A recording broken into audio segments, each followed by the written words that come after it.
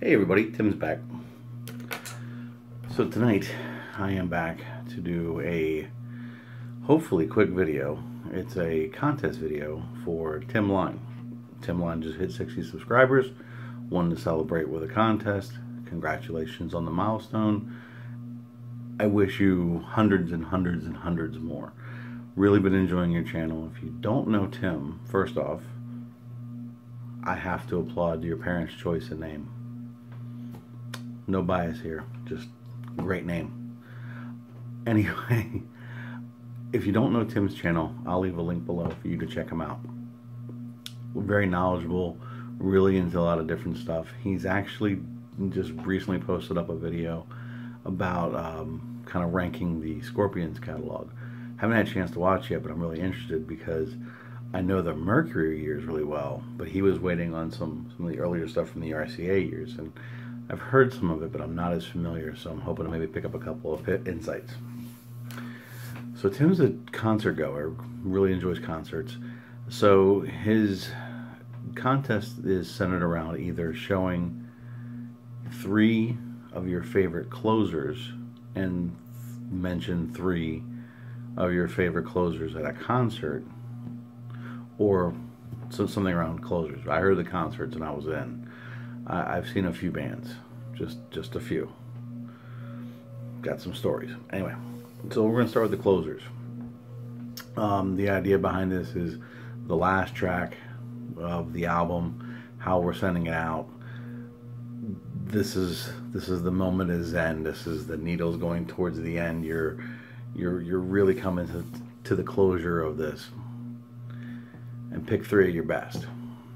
Well, I'm not going to show my best because my best is unfair.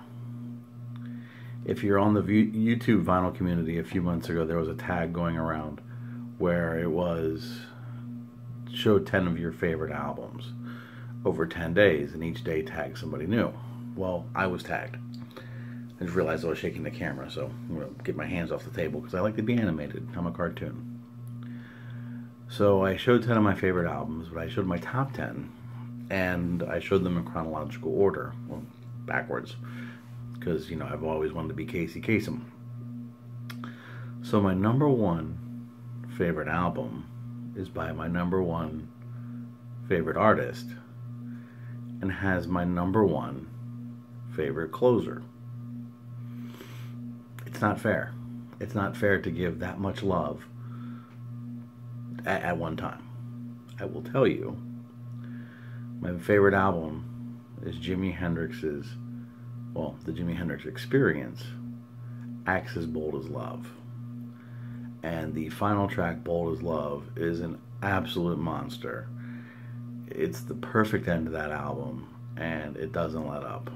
And has an incredible outro where most of the time when I hear it, I get goosebumps and a little emotional because it just hits me, and it hits me in all the right places that it should, and it's some of Jimmy's best work. So that's kind of in the stratosphere. That's going to live over there, or up there. So here are my 3. Get the Glare away. The Doors, LA Woman. I actually like both closers for both sides on this. The side 1 ends with the title track, but side 2 ends with Riders on the Storm.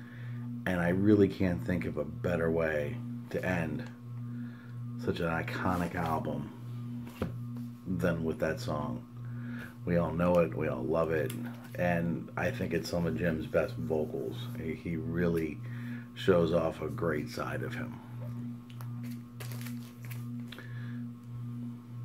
Yeah, a little surprise with the Glare here. Stevie Wonder, Songs in the Key of Life. So this is actually kind of a concept album. He's at this point grown up from the Fingertips and all that stuff of the 60s, and he's really coming into his own. And he had a stretch of albums in the 70s that were just amazing. This one, my favorite of those, doesn't make my top 10, but it's up there. One of these days I need to do that. Anyway, I'm off topic. So, double record set. It does include a 7-inch, but I'm not including the 7-inch on this consideration. It's considered an addition. It's considered a caveat. It's 4 extra tracks because he was just so prolific at that point. It's got hits, but the idea behind the album itself is the celebration of life. The ups, the downs, the trials, the tribulations, the hardships, the love, and he does a great job with his players to really suck you into the feeling, the sorrow, the sadness, the joy of life, and it just does it marvelously. It does have hits, you know. It has Sir Duke, it has I Wish, it has Isn't She Lovely. But you go through a roller coaster, and like I said, it's very emotional, and you can tell it's a very personal album for him. And as you get to the end of side 4, you approach with the song As, which is very much gospel in its sound. It's something you would almost expect to hear in a church, as the band and the choir just keep playing and people are going to start jumping up and testifying. You get that imagery, and you're supposed to. After that, the closer is a song called Another Star. And that is kind of the exclamation, there's always another light, there's always another life. But it's so celebratory. It's triumphant. It's very almost Nolans in the sense of walking down the street with the horns and you're just celebrating. And if you're not up and moving at that point, I got nothing for you. But it's a fantastic closer to a really classic album, and I urge everyone to check this out and put it in their collection because I think it's Stevie's finest work.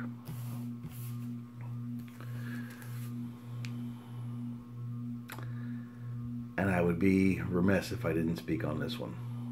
King Crimson's In the Court of the Crimson King. The album is fantastic. It's been dissected front ways, back ways, sideways, in ways, out ways, all kinds of ways.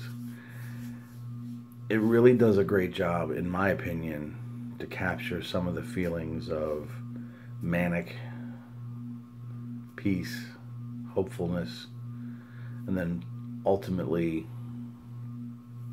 the sense of doom and destruction by the end. And that's where we're going to focus, is the title track, In the Court of the Crimson King. It's just the exclamation point on a package that is so well done and so well thought out that it's just phenomenal. It's triumphant, but it's also doomed. It's celebratory, but it's also finite and end, all in one. So those are 3 of my favorite closers. I look forward to them every time I play these records because I know when I get there, I have gone a journey. And I think that's what makes a great closer, is that it's not just a standout song, but it completes the journey. 3 concerts. So early 90s, 92 maybe, somewhere in there. Rush was on tour for Presto, and if you remember the cover, it was a bunch of magic hats and bunnies coming out, very thematic of magician. So I saw them twice on this tour, and both times they absolutely nailed it. The second time I saw them, I actually got to sit second row, center stage, right on the aisle. I mean, it was like, I am home, I am in heaven, this is great. So they obviously are supporting the new album, so they're playing stuff off of that. And they focused a little bit on kind of the 80s years, you know, Power Windows and Hold Your Fire and stuff like that, which was great. They dug in a little deep. The main set closes with Tom Sawyer, as it should. So obviously the theme of the album, the cover, there's, you know, magic It's magic, stuff like that. So on either side of the stage, on either side of Neil Peart, there is a giant top hat. As soon as he hits that iconic drum start and the band joins in, two bunnies come out, giant bunnies come out, and there's now stage hands rocking them back and forth as if they were moshing along with us. And that was fantastic. We even get an encore. They play some 2112. I'm excited. And they close the night. Lights go up with Wipeout by the Safaris. That was awesome. Senior year of high school. Saw Pink Floyd on the Momentary Lapse of Reason tour. First time they're out on tour without Roger Waters. Some people like the album, some people don't like the album. I actually enjoyed it. I thought it was a great album. I thought Gilmour and company, you know, Mason, I thought they all did a great job, and I thought that they kept the spirit going. No opening act. It was a double set from them. The first set was Shine On You Crazy Diamond, most of the album. I'm not a big fan when they do it, but it's Floyd. You know, you sit there and stare at me for 20 minutes. I'm going to be like, this is the greatest show ever. Shut it all down the only way you can when you got Gilmour on stage. Comfortably Numb. That guitar at the end, I mean, it's already fantastic. It's already iconic, but that on stage, he really is an underrated guitar player because he is steady. He's very dexterous, but he doesn't need to be. He's a very emotional, soulful player. Bending of the notes, really getting in there between, the frets. His solos fit just the mood of the song so well. And that was just the moment. I mean, everybody's on their feet, and it was great. So my last one, and when you said concerts, it immediately came to my mind. I knew I had to talk about this last. So it was, again, senior year. I want to say maybe it was after I graduated. I can't remember. I didn't look up the dates. Jimmy Page went out on tour to support his solo album, Outrider. Now, I had already purchased it and loved it. And if you know the album, Robert Plant and John Paul Jones joined him for a couple of songs, so it was kind of like the Zeppelin reunion.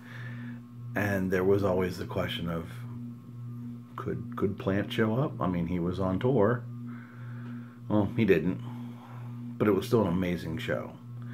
And it was in a sports arena. It was back when I lived in Maryland. It was at a place called the USA Arena. It used to be called the Capitol Center. Now it's a parking lot. So you had the floor seats, and then you had the perimeter around the stage, like the section 100s. And then there was 200s and then 300s.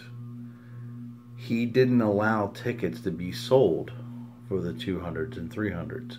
He wanted an intimate show.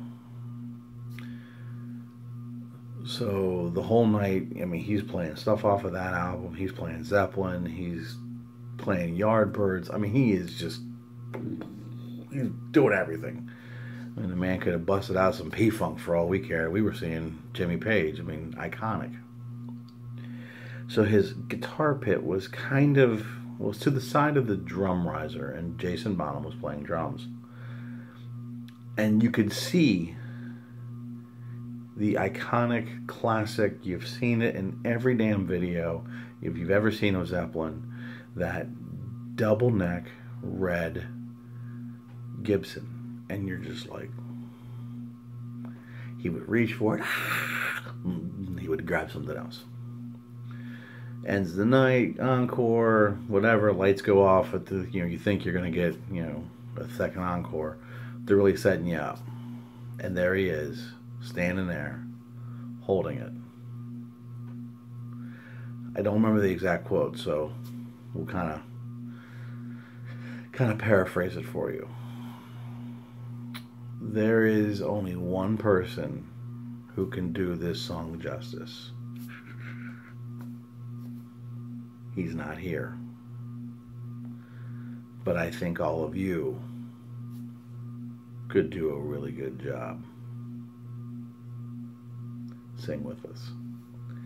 And they play Stairway. No vocal.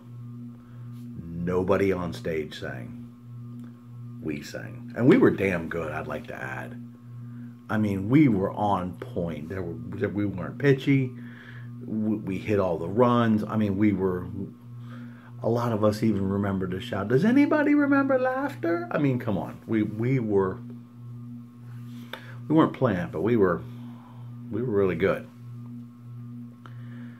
For that whole entire song, it was very emotional. I mean, I had goosebumps. I could see people, tears. This was special. And I get it. He's doing it every night. But it really was a connection between us and Jimmy and his band on stage. So that came to mind instantly when you said, name 3 great concert closers. I'll never forget it. As I'm talking about it, I'm literally, you can see it in my eye. If I'm facing you, the stage was this way. I looked right at him the whole song. When the house lights went up, we were just, nobody could move because it was that awesome. There was no other word. It was awesome. Tim, that's my contest. That's my entry for you. Love your channel. Love the fact that you're very active. You're commenting on everybody's work. I really do appreciate the fact that you have jumped in and you've embraced the community, and we are embracing you as well. I wish you hundreds more. I'm hoping that at some point now down the road we'll be celebrating your 1,000 subs. But thank you for having this. Thank you for giving us the opportunity. And I really hope, I know there are bigger and better things coming for you along the way. Folks, if you don't know Tim, like I said, I'll leave a link down below. Check him out. Other than that, everybody have a great night.